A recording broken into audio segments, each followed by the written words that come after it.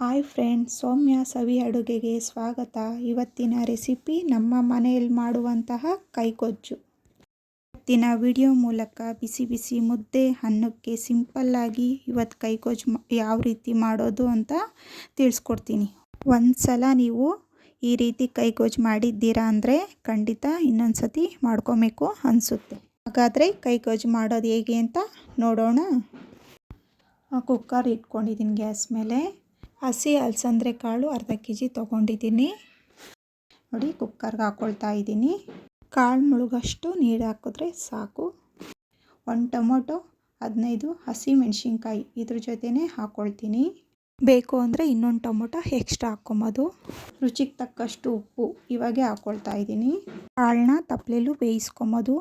ಮತ್ತು cooker whistle ಹಾಕಿ 1 whistle ಬರ್ಸ್ಕೊಳ್ತೀನಿ. ನೋಡಿ, open ಮಾಡ್ತೀನಿ. ಚೆನ್ನಾಗಿ ಬೆಂದಿದೆ. ಇವಾಗ ಟೊಮೆಟೊ, ಹಸಿಮೆಣ್ಸಿನ್ಕಾಯಿ ಎಲ್ಲ ಒಂದು ಸಪ್ರೇಟು ತೆಗೆದಿಟ್ಕೊಳ್ತೀನಿ. ನೋಡಿ, ಈ ಥರ ಸಪ್ರೇಟ್ ಮಾಡಬೇಕು. ಜೀರಿಗೆ, ಮೆಣಸು, ಬೆಳ್ಳುಳ್ಳಿ ಹಾಕೋದ್ರಿಂದ ಆರೋಗ್ಯಕ್ಕೆ ಬಹಳ ಒಳ್ಳೆಯದು. ಆ ನೀರನ್ನ ಒಂದು ಬಟ್ಲಿಗೆ ಸೋದಿಸ್ಕೊತೀನಿ. ಈ ಜೊತೆ ಬೇರೆ ಪಲ್ಯನೂ ಮಾಡ್ಕೊಳ್ಬೋದು. ಕಾಳಿಂದ ನೀರು ಈ ಥರ ಸಪ್ರೇಟ್ ಮಾಡಿಟ್ಟಿಟ್ಕೊಂಡಿದ್ದೀನಿ. ನೋಡಿ, ಹಸಿಮೆಣ್ಸಿನ್ಕಾಯಿ, ಬೆಳ್ಳುಳ್ಳಿ 2, ಟೊಮೆಟೊ ಮತ್ತು ನೆನೆಸಿರೋ ಹುಣಸೆಹಣ್ಣು ಮತ್ತು ಬಸ್ಕೊಂಡಿದ್ವಲ್ಲ ನೀರು ಅದು.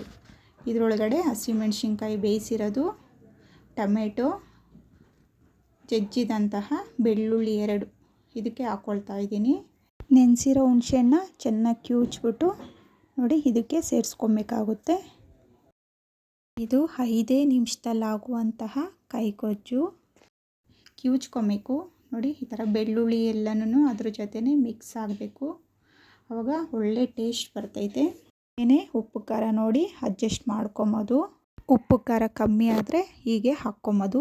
ನೋಡಿ, ಈ ಥರ ಕಿವುಚ್ಕೊಂಡ್ರೆ ಒಳ್ಳೆ ಟೇಸ್ಟ್ ಬರ್ತೈತೆ. ತುಂಬ ಹೊಟ್ಟೆ ಹಸಿತಿದ್ದಾಗ, ಏನು ಸಾಂಬಾರಿಲ್ದಾಗ ಈ ಥರ ಕೈಕೊಜ್ಜು ಮಾಡಿಕೊಂಡು ಅನ್ನದ ಜೊತೆ ಹಾಕ್ಕೊಂಡು ತಿಂತಾಯಿದ್ರೆ ಸೂಪರಾಗಿರುತ್ತೆ. ಇದ್ರ ಜೊತೆನೇ ಸ್ಲೈಸಾಗಿ ಕಟ್ ಮಾಡಿರೋ ಈರುಳ್ಳಿನೂ ಹಾಕ್ಕೊಬೋದು.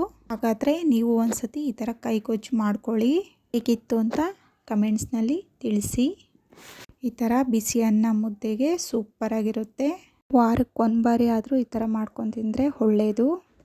ಅಷ್ಟು ಈಸಿ ರೆಸಿಪಿಯೊಂದಿಗೆ ಸೌಮ್ಯ ಸವಿ ಅಡುಗೆ ಚಾನಲ್ನ ಸಬ್ಸ್ಕ್ರೈಬ್ ಮಾಡ್ಕೊಂಡಿಲ್ಲ ಅಂದರೆ ಈಗಲೇ ಸಬ್ಸ್ಕ್ರೈಬ್ ಮಾಡ್ಕೊಳ್ಳಿ.